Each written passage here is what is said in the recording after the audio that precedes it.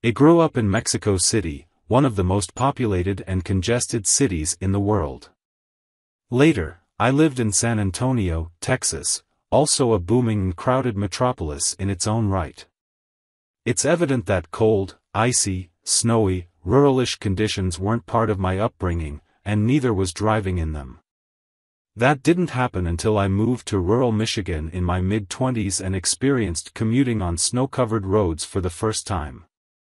It was a Pontiac Sunfire that gave me my winter driving baptism by fire. Or ice, I guess. I understeered, I oversteered, but mainly understeered, and I spun off the road, but I logged many nail-biting miles in that cheap-tastic coupe. I'll never forget driving down Michigan country roads playing a rather dangerous game of, where did the road go? It was just there, but now all I see is snow. It was a far cry from anything I had experienced, but there were some upsides to my rather abrupt introduction to the Great White North. That Sunfire taught me almost everything I know about winter driving. It taught me to be gentle with the pedals, smooth with the steering, leave an extra long gap to the car in front, and something I had already learned in karting, always keep your eyes far down the road and not directly in front of you. The further down you see, the more time you have to react to a situation. It also taught me to never let my fuel drop too low just in case I got stranded, and to carry basic tools to help with repair or recovery in inclement weather.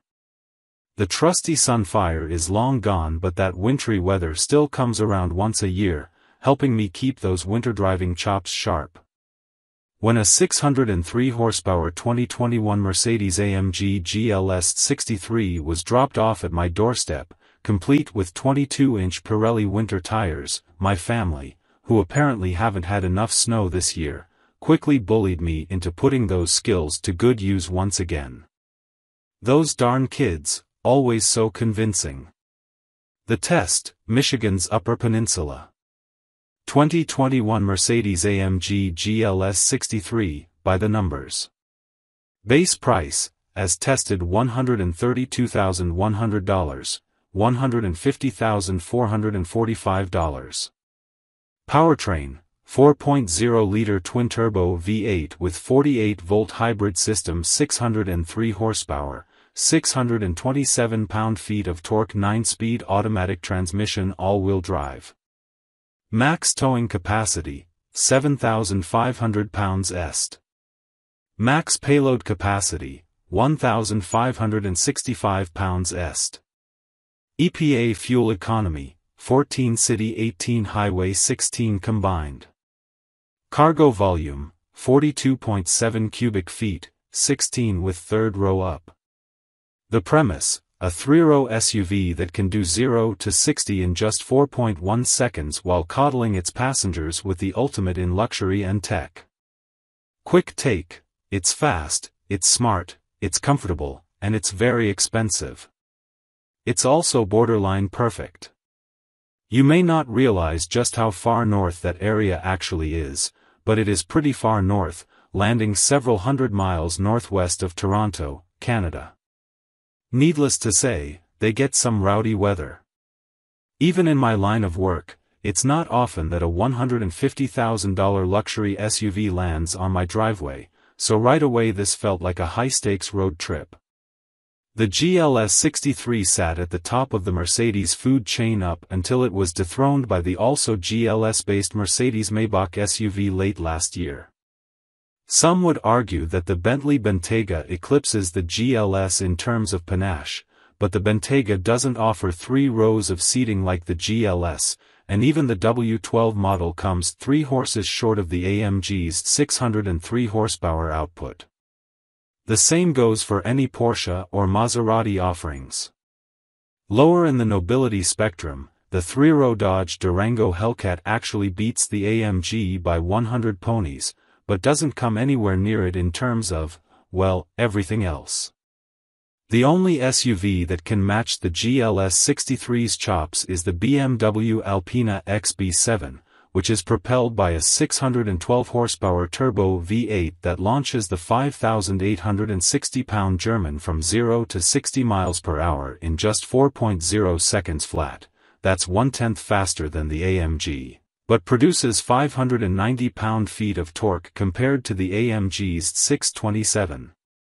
I haven't driven it, but if it feels as utterly disconnected and cyborg-like as the BMW M8 competition I recently drove, I know which family ride I'd buy with my newfound GameStop cash.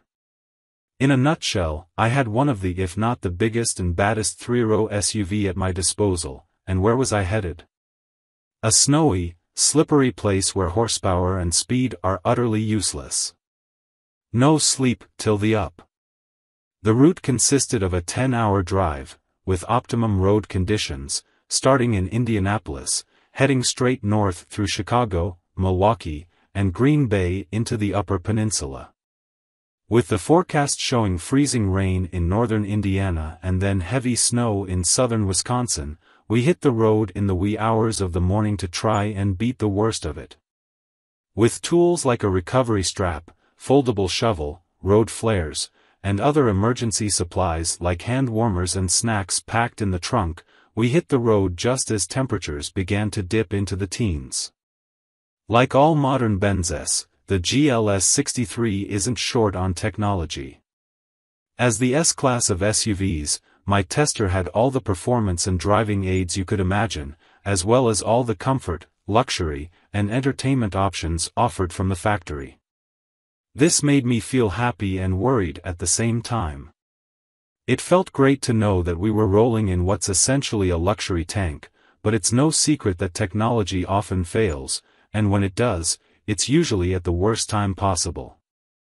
Where we were headed, the nearest dealership was 250 miles away, so popping in for a little fix or getting a tow down the road wasn't exactly an option. The first couple of hours on the road were all about getting accustomed to the GLS's features and overall behavior. You learn a lot about a car as you cruise through the interstate in the dead of night, especially when the rest of the occupants are asleep and the radio is off. It was just me and a $150,000 AMG silently devouring miles. The 6,017-pound SUV felt like an apartment building gliding down the road, with its intelligent LED headlights lighting the way in a manner that can only be described as absolutely incredible. When the low beams were doing the job, I could visually notice how the light beam constantly adjusted itself to make sure I always had the absolute best view of the road ahead of me, not the highway signs above me or to my right, not the incoming traffic, and not the patch of asphalt 10 feet in front of me, but directly into the horizon in a sharp and well-defined zone.